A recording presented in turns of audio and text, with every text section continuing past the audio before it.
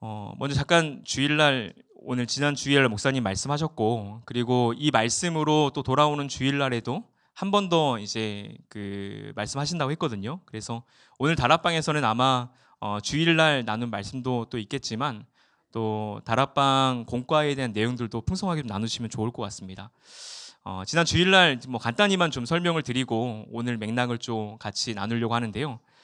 주일날 빛의 자녀들처럼 행하라라고 이렇게 주제를 잡고 에베소 5장 8절에서 9절의 말씀이었습니다. 그러니까 너희가 전에는 어두움이더니 이제는 주 안에서 빛이라. 그렇기 때문에 빛의 자녀들처럼 행하라. 그리고 빛의 열매는 모든 착함과 의로움과 진실함에 있다. 이 본문이었거든요. 그리고 이제 그 미스터 선샤인 혹시 드라마 보신 분 계신가요, 많이? 저는 이제 풀로는 못 봤고 토막토막 이렇게 좀 봤거든요.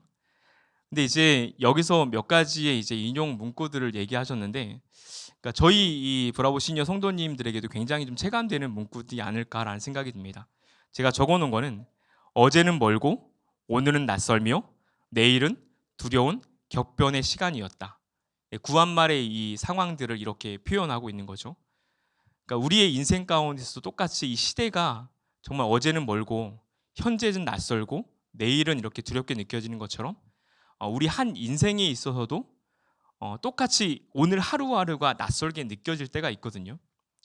저도 이제 그 성도님들 얘기를 하다 보면 작년 몸하고 올해하고 다른 것 같다. 이런 말씀을 많이 하세요. 근데 제가 그 오늘 시편 92편의 말씀을 가져왔는데, 제가 한 주 동안 기도하면서 어떤 기도를 했냐면요. 주님, 우리 브라보 시니어 성도님들 92세까지 92편이니까 92세까지 정말 하나님 안에서 빛의 자녀로서 꿈꾸며 살기 원합니다. 그래서 지금 내 나이 있잖아요. 내 나이가 내 시편이 되고, 이해가 되시나요? 내가 68세면 68편이 내 시편인 거죠, 올해. 그리고 지금 오늘 나누는 92편이거든요. 그때까지 사셔야 됩니다. 그리고 시편이 몇 편까지 있죠? 몇 살까지 사셔야 돼요? 너무 많나요? 저희 어머니가 통상 그 얘기하면서 너무 오래 살고 싶지 않다. 빨리 주님께 가고 싶다. 이제 얘기도 하시는데, 시편의 이 고백들이 다 인생의 많은 상황들을 겪고 나서 하나님 앞에 신앙의 고백들로 노래하고 있기 때문에 여기 안에서 나의 시편으로 만들어가는 시간들이 여러분에게도 큰 유익이 되지 않나라는 생각이 듭니다. 주일날 빛의 자녀처럼 행하라 라고 했을 때에 똑같이 그 격동기가 한 인생에 있어서도 격동기로 다가오는 것 같아요. 오늘의 나의 모습이 정말 낯설기도 하고, 또 미래에 대한 이 두려움과 불안함은 인간 본연의 마음이죠. 어떤 일들이 어떻게 닥칠지 모르기 때문에 그런 어떤 두려움 속에서 그 격변이 더욱더 더 어렵게 다가오는 것이 한 인생이다라는 생각은 듭니다. 근데 그러한 상황 가운데에 믿는 우리가 꿈꾸어야 할 세 가지를 이제 얘기했던 거거든요. 정체성의 변화 속에서는 나는 빛이다. 삶의 변화 속에서는 빛의 자녀답게 행하라. 영향력의 변화 속에서는 세상을 비추는 빛이 되라. 이 세 문장에 다 들어가 있는 게 뭐죠? 빛, 빛, 빛, 영향력, 변화. 예. 빛입니다, 빛. 여러분, 하나님께서 성경을 이렇게 읽어보면 처음으로 하신 말씀이 뭔 줄 아세요? 예, 수준이 높습니다. 빛이 있으라. 빛이 있으라 하시니 빛이 이렇게 있게 되어지죠. 빛입니다. 그리고 이제 구약에서 하나님께 처음 하신 말씀이 빛이 있으라 해서 창조의 어떤 이 순서가 쭉 이어진다고 한다면, 우리가 신약으로 왔을 때는 결국은 임마누엘로 오신 예수 그리스도께서 참된 빛이신 거고, 요한복음을 보면 예수님 스스로를 소개하실 때에 나는 세상의 빛이다 라고 말하고 있고, 그 빛된 모습 속에서 성경이 또 이 언약적인 부분들을 꿰어가는 것을 볼 수 있습니다. 그리고 결국 그 빛이 어디를 향해져 있냐면 나에게 향해 있는 거죠. 그래서 저는 여기서 이렇게 문장으로 짧게 정리되어진 이 부분이었지만, 목사님이 이렇게 설교하셨던 것 중에 존재라는 표현을 썼잖아요. 우리의 존재가 어떤 존재냐라고 할 때에 첫 번째로 말하고 있는 나는 빛이다 라고 말할 수 있는, 결국은 하나님의 형상을 따라 만들어진 우리 또한 빛된 존재다라는 마음을 여러분이 정말 품고, 내가 그렇기 때문에 빛의 이미 자녀인 거거든요. 그래서 자녀로서 또 행하고 세상 가운데 그 빛을 비출 수 있는 삶. 제가 이 말씀을 다시 묵상하면서 또 오늘 예수님에 대해서도 같이 얘기를 할 건데, 생각났던 말씀이 이 시편 92편의 말씀이었거든요. 92편 말씀 다시 한번 잠깐 보시면, 이는 여호와의 집에 심겼으며 우리 하나님의 뜰 안에서 번성하리로다. 그러면서 뭐라고 말하냐면, 그는 늙어도 여전히 결실하며 진액이 풍족하고 빛이 청청하다. 여전히 이 결실이 맺어지고 빛이 청청하다라고 말합니다. 그러니까 나이 듦에 상관없이 그러한 모습 가운데 우리가 있고, 그 다음에 15절에서 말하고 있는 것이, 그런 빛이 청청한 가운데 여호와의 정직하심, 나의 바위 되심, 또 하나님의 불의하심에 대해서 내가 선포하고 있다라는 얘기를 하고 있습니다. 그래서 이 부분을 뒤에서 좀 설명을 드릴 거고요. 오늘 좀 설명을 드릴 게 뭐냐면, 지금 저희가 올해 학기 시작하면서 예수님의 간증이라고 해서 예수가 말하는 예수를 이렇게 설명을 좀 드렸었거든요. 근데 이제 2주 동안 저희가 모임이 없고, 또 뒤에 이제 한 3주 이렇게 또 이어지는데, 예수가 말하는 예수에 대해서 그래도 좀 종교를 하고 가야 되겠다라는 생각이 들었습니다. 그래서 오늘 그 제목에 보면 예수님의 간증 에필로그라고 써 있잖아요. 그래서 하고 싶은 건 더 많거든요. 근데 우선 매듭을 지으려고 오늘 에필로그라고 적었고, 제목이 약간 시적이긴 합니다. 같이 한번 읽어볼까요? 옹이진 나무도 꽃을 피운다. 옹이진 나무도 꽃을 피운다. 그래서 이 부분들을 오늘은 예수님에 대한 간증 마지막이라고 생각하시고 또 오늘 같이 예배를 드리면 좋겠다라는 생각이 듭니다. 그 1번에 보면 예수님의 간증 프롤로그에서 에필로그 제가 이렇게 적어놨는데요.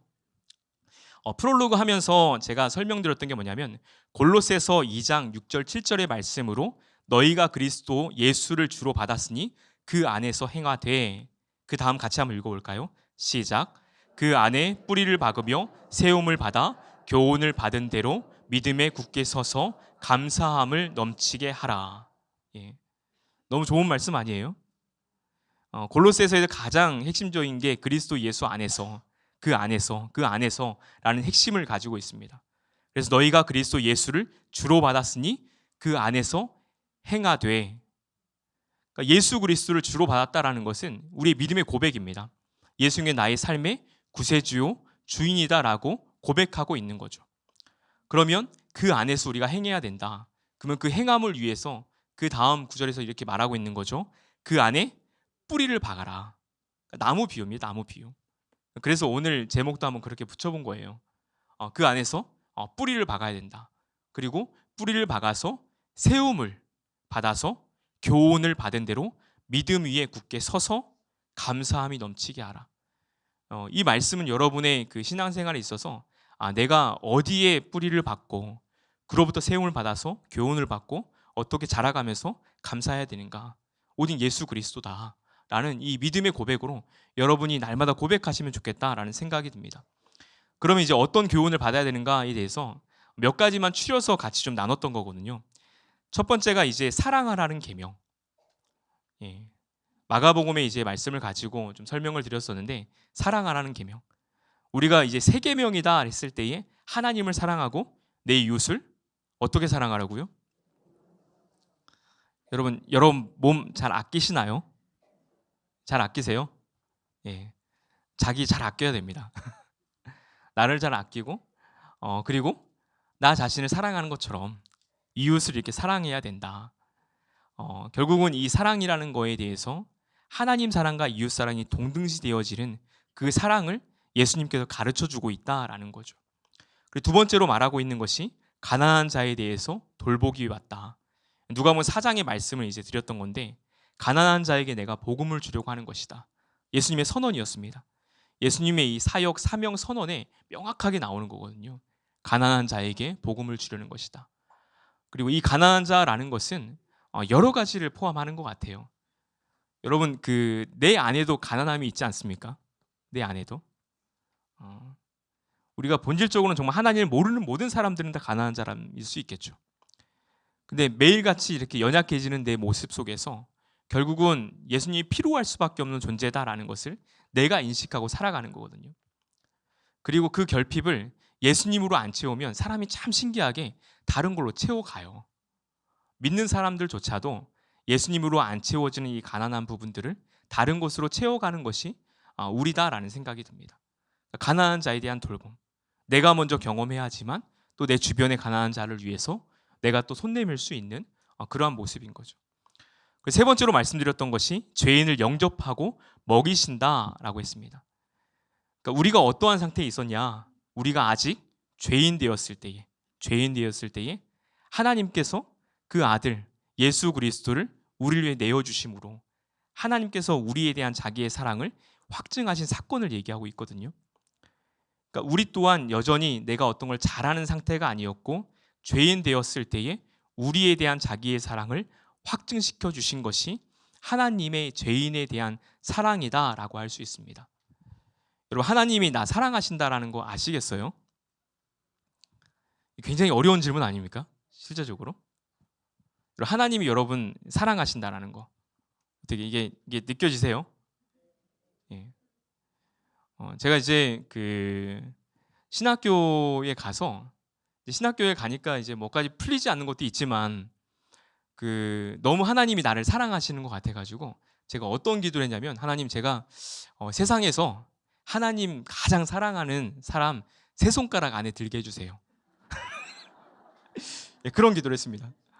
그러니까 하나님 사랑이 너무 제 안에 충만하게 다가오는 것 같아가지고 세상에서 정말 하나님 사랑하는 사람 3손가락 안에 제가 들었으면 좋겠습니다. 예, 그런 기도를 했거든요. 그 기도를 정말 열심히 했어요. 근데 정말 열심히 했어요. 몇 개월 했습니다. 근데 그리고 나서 깨달았던 게 뭐냐면 안 되는구나. 예. 그리고 기도를 바꿨습니다. 좀 이렇게 욕심일 수 있지만 하나님이 세상에서 가장 사랑하는 사람 3손가락 안에 들게 해달라고. 예, 그런 기도를 했어요.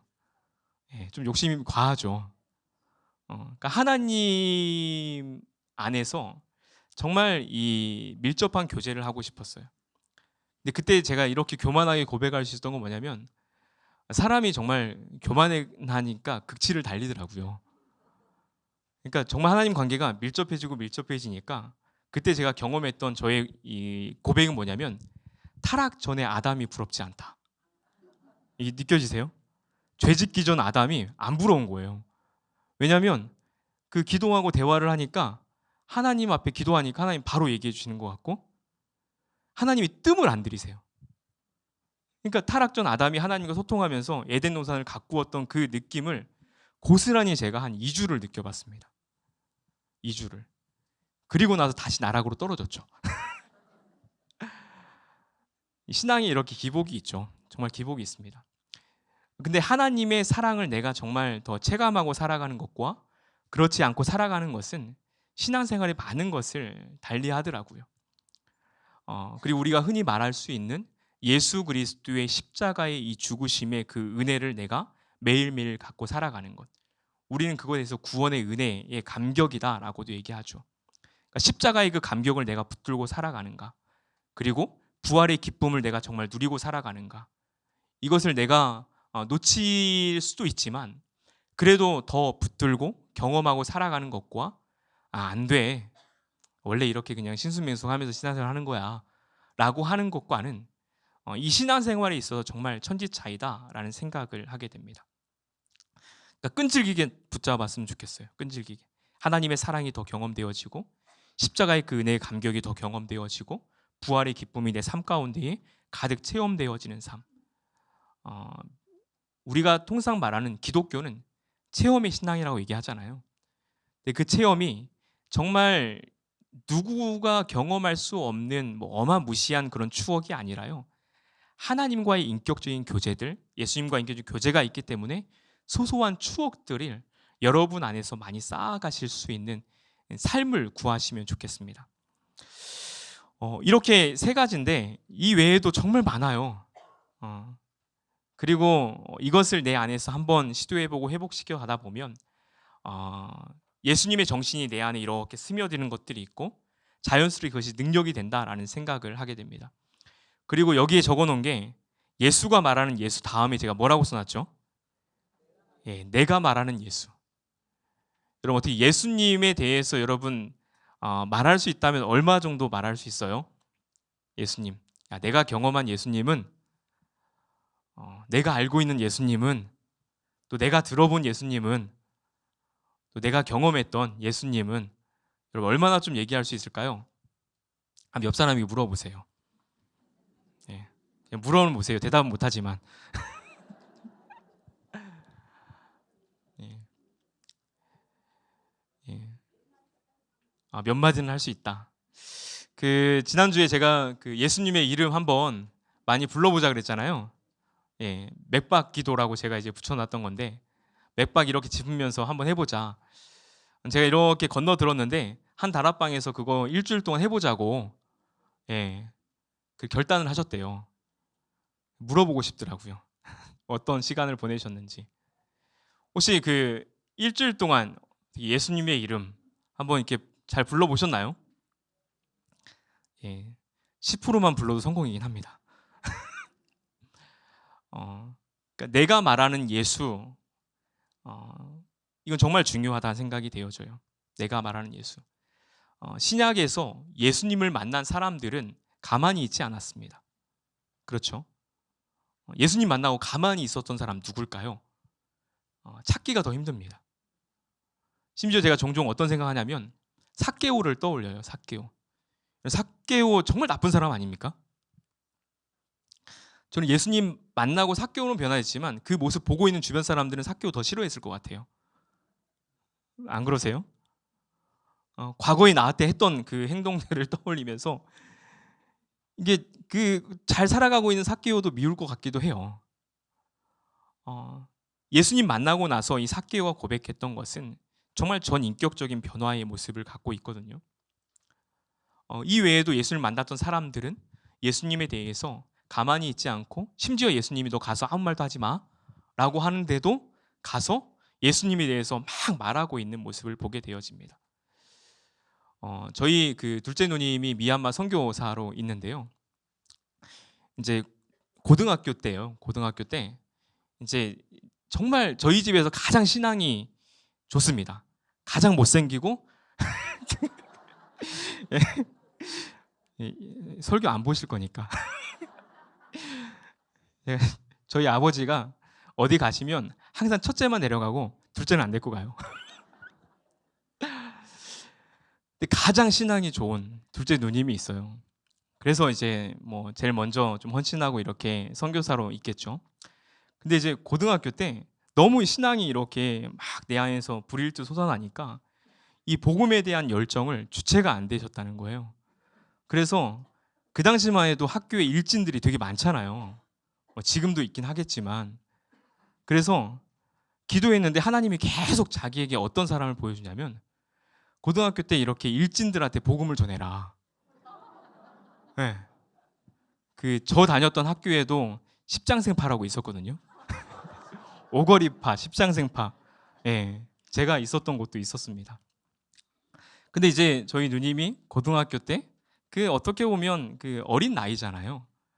그때의 하나님이 정말 이렇게 복음에 대한 열정들을 이렇게 주시고 나니까 학교에서 무섭게 느껴지는 일진들한테 매일같이 복음을 전하는 거예요. 매일같이 가가지고 정말 매일같이 전하는 거예요.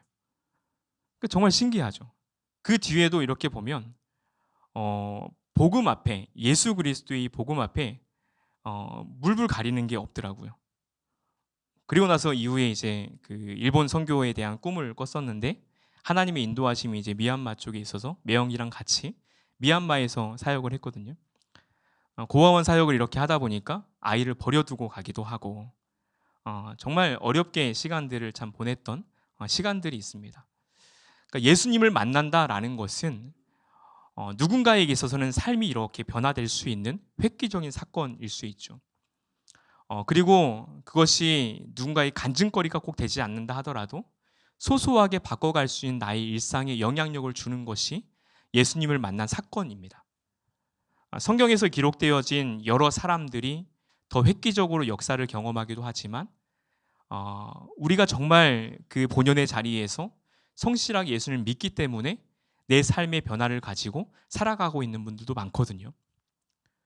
그러나 중요한 것은 무엇이냐면 내가 예수님을 만났다면 또 예수님의 이 정신이 내 안에서 체득화되어진다 그러면 내 삶의 작은 거 하나는 변화되어지는 거죠. 그 큐티 학교를 이제 배울 때 그 사랑의 교회 이제 목사님이 예화로 이렇게 들었던 게 이거였어요. 내가 예수님을 믿고 또 이렇게 말씀의 지배를 받고 살아가는데 그래도 내가 좀 변화되어지지 않냐라는 생각을 했다는 거예요. 그러다 보니까 내 안에서 가장 교만할 때가 언제일까 그렇게 떠올렸다는 거예요. 오히려 그러고 나니까 목사니까 그렇게 교만하게 비춰질 때가 잘 없었다는 거예요. 예, 겉보기에. 그래 찾고 찾으니까 어떤 게 있었냐면 그 신용카드로 결제할 때 자기가 가장 교만해 보이더래요. 그래가지고 일주일 동안 어떤 시도를 했냐면 신용카드 뒤에다가 이 서번트라고 이렇게 적어놓고 편의점이나 신용카드를 결제할 때 두 손으로 이렇게 그렇게 일주일 동안 한번 자기의 이 행동을 또 돌아봤다라는 얘기를 들었습니다. 내가 말하는 예수에 대해서 한번 여러분 개개인적으로 그런 추억들을 만들어 가시면 좋을 것 같아요. 내가 말하는 예수 몸이 한번 경험할 수 있도록 해보고 또 정말로 예수님이 어떤 분이신가 내가 밤새도록 얘기할 수 있다. 한번 그 욕심을 가지시면 좋을 것 같아요. 내가 지금 10분 얘기할 수 있으면 20분 얘기해보고 하루 얘기할 수 있으면 일주일 얘기해보고 그리고 예수님에 대해서 평생 얘기할 수 있으면 너무 좋지 않을까라는 이 바람을 좀 가져봅니다. 근데 이제 제가 여기 에필로그 하면서 어떤 마음을 이제 좀 나누고 싶었냐면 정말 예수님 믿고 나서 너무 잘 살고 싶잖아요. 예, 근데 저도 성도님들 만나 뵙고 이렇게 보면 늘 우리의 인생이 예수님을 만났지만 또 신앙생활을 하지만 늘 좌절되어진다라는 생각을 하게 되어집니다. 그래서 때론 어떤 분은 믿음이 흔들려요. 그리고 또 어떤 분은 내가 정말 구원받았나? 이 구원도 흔들리는 모습들을 또 보게 되어집니다. 그 스스로 누가 말하지 않아도 내가 교회 헛다녔다고 하면서 신앙에 대한 회의감들이 찾아올 때가 참 많다라는 생각이 듭니다. 때로는 어떤 결정의 순간에도 그래요. 내가 이렇게 믿음이 있는 줄 알았는데 어떤 결정적인 결정의 순간에 세상 사람들과 똑같이 결정하는 내 모습을 보면서 또 좌절하기도 하고 그것이 우리의 모습이다라는 생각이 듭니다. 근데 그것은 여러분이 그 안에서 내 믿음을 포기하고 내가 예수님을 믿지 않는다라고 말하는 것이 아니라 여기서 제가 이제 표현했던 게 인생의 나이테와 옹이와 같은 모습 속에서 예수님과 동행할 수 있는 우리의 인생 되면 좋겠다라는 생각이 듭니다. 그래서 이제 이 92편의 말씀을 제가 다시 한번 보면 이 92편의 원래 이 표제를 보면 안식일의 찬송시라고 되어 있습니다. 그러니까 이 말은 뭐냐면요. 내가 교회에 이렇게 올 때마다 안식일이니까요. 교회 올 때마다 이 찬양을 부르는 거죠. 이 찬양을. 근데 이 찬양이 어느 시기에 불렀냐라고 한다 그러면 바벨론 포로기라고 보통 얘기합니다. 그러니까 녹록지 않은 시기 속에서 이 찬송시를 부를 수 있는 거죠. 근데 이 시를 부르면서 뭐라고 표현하냐면 그는 늙어도 여전히 결실하며 진액이 풍족하고 빛이 청정하다라는 것. 예수 그리스도 안에서 우리가 산다는 것은 아까 골로새서의 말씀처럼 예수 그리스도에게 이렇게 뿌리를 박는다라는 것과 같죠. 시편 기자는 그것을 말할 때에 늙어도 여전히 결실하고 진액이 풍족하다라는 이 나무에 대한 비유로 얘기합니다. 근데 생각해 보세요. 여러분 지금까지 인생을 살아오시면서 순탄하시기만 했나요? 어떠셨어요? 나는 그래도 비교적 좀 힘든 일이 없었던 것 같다. 많이 못 만나봤어요. 정말로 교회 성도님들 보면서 인생의 우여곡절이 참 많다라는 생각을 하게 됩니다. 제가 살면서 가장 제가 두렵게 느끼는 다가오지 않는 일이 하나 있는데요. 그게 이제 가족의 죽음입니다. 저는 그래요. 왜냐하면 첫째 누님의 둘째 조카가 고등학교 1학년 나이에 갑자기 이 교통사고로 떠나가는 모습을 보면서 언제 나도 그럴 수 있을까? 그 두려움이 그냥 이렇게 엄습해 오더라고요, 종종. 그리고 아이가 3명이다 보니까 아이들이 이렇게 도로에서 가끔 이렇게 있다 보면 아닌데 불쑥 찾아오는 두려움이 제 안에 있다라는 것을 보게 됩니다. 그러니까 내 안에 믿음 없음일 수 있는 거죠. 근데 찾아오더라고요, 그런 두려움들이. 근데 여기서 이제 우리가 하나의 나무가 심겨져서 결실을 맺고 빛도 청정하다고 얘기할 수 있지만, 우리가 인생도 그렇고 비유적으로 나무를 이렇게 보게 되어지면 오래된 나무일수록 상처가 많더라고요. 어떠세요? 요즘에 이제 참 봄을 누리고 이제 초여름 들어가는 것 같은데, 저도 이렇게 길을 걷다 보면 가평우리 마을도 뒤에 보면 이제 큰 고목들도 참 있고 그렇습니다. 근데 오래된 나무일수록 키 큰 건 좀 부러워요. 근데 참 이래저래 상처가 많고 또 이게 절단된 면을 보면 그 나무의 또 상황을 알 수 있다. 똑같은 비유적으로 우리의 인생도 겉보기엔 이렇게 화려하게 때로는 옷을 이렇게 입고 있고, 저도 지금 앞에서 이렇게 정장을 입고 그냥 이렇게 있지만 제 속이 어떤지 아직 모르잖아요, 그렇죠? 더 성도님의 삶을 보면 정말 그렇더라고요. 제가 여기 나이테와 옹이라는 표현을 써봤거든요. 나이테와 옹이. 나이테라는 것은 나무를 이렇게 가로로 자른 거죠. 가로로 자른 것입니다. 가로로 이렇게 잘라보면 계절의 변화가 있는 그런 국가에서는 나이테를 볼 수 있다 그래요. 나이테는 보통 이제 춘분, 추분, 그래서 봄과 여름에는 막 세포 분열이 되기 때문에 나무를 잘랐을 때 이 연한 색깔, 거기가 이제 자라고 있는 부분입니다. 그러니까 봄, 여름 따뜻하면 그 부분이 계속 확장되어 가는 거죠.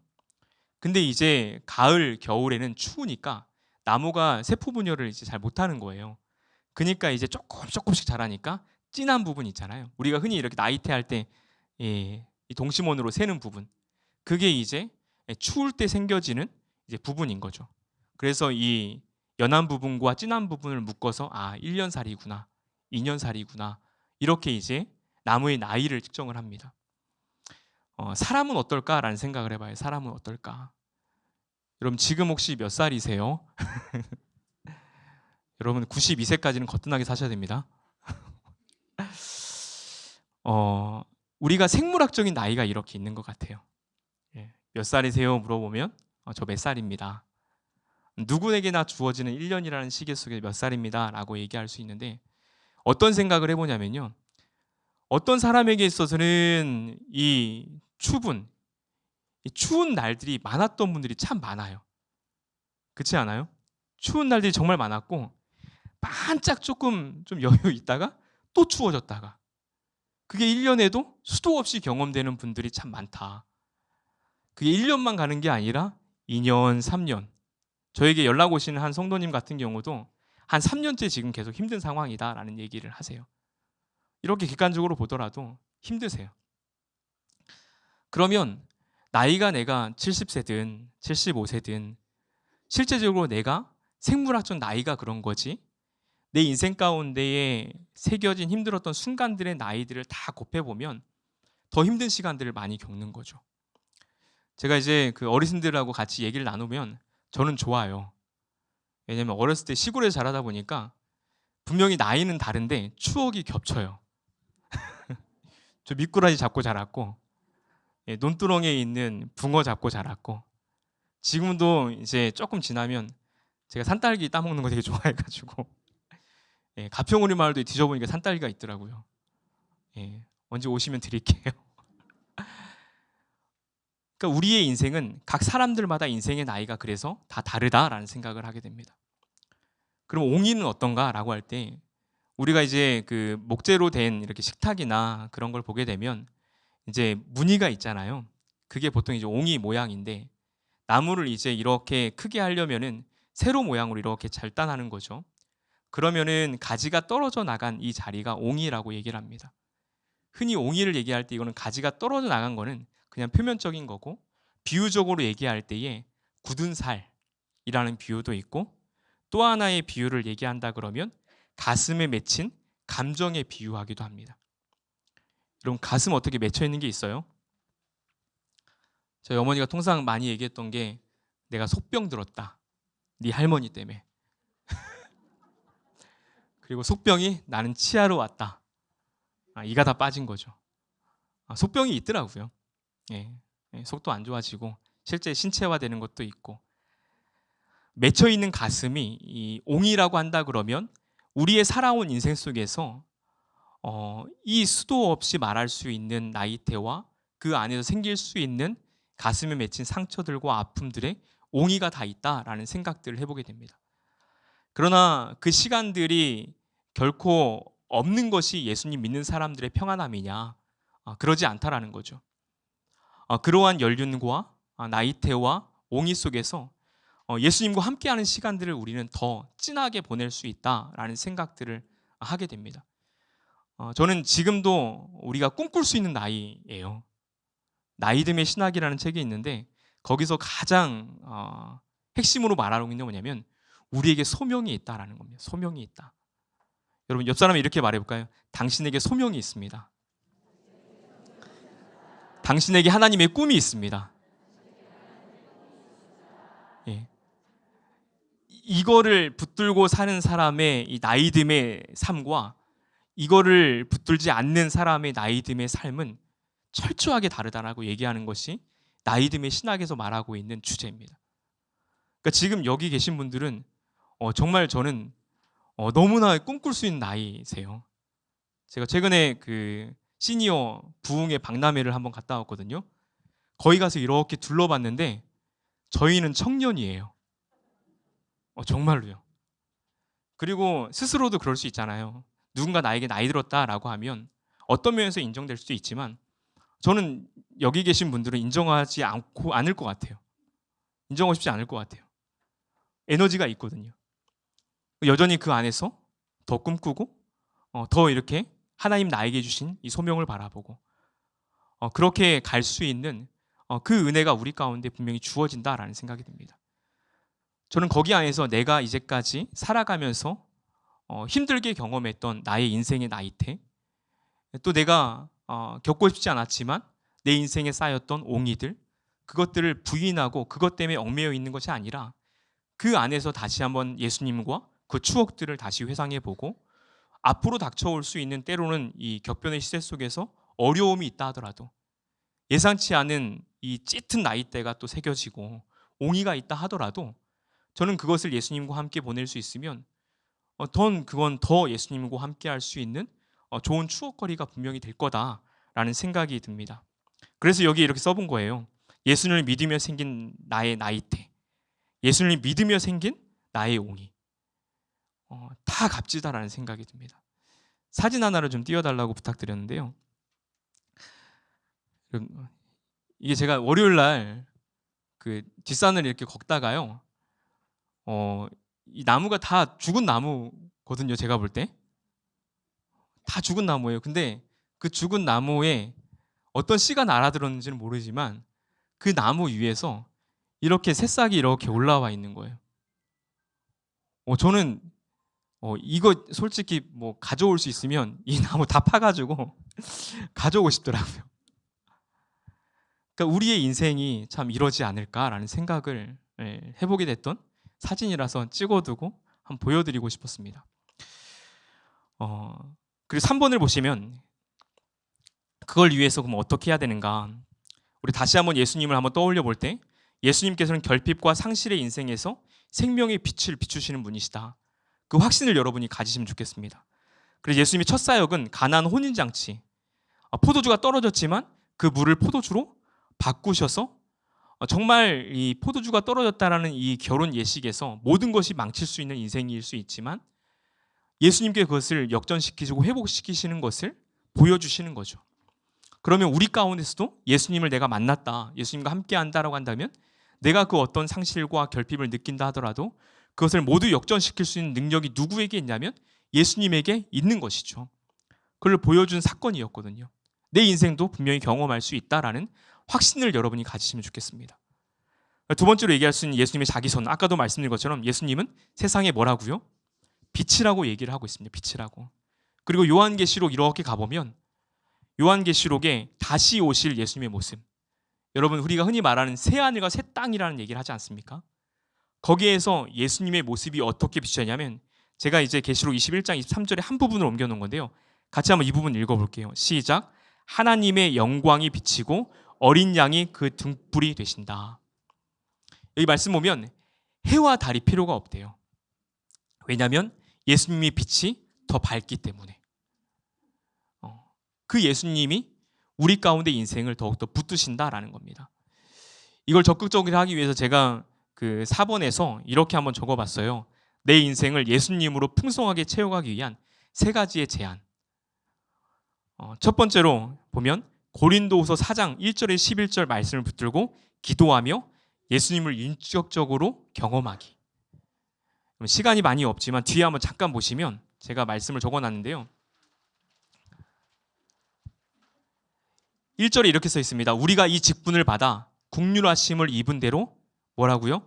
낙심하지 아니하고. 예수님 믿는 그 직분 받았다면 국률하심 입었고 낙심하지 말아라.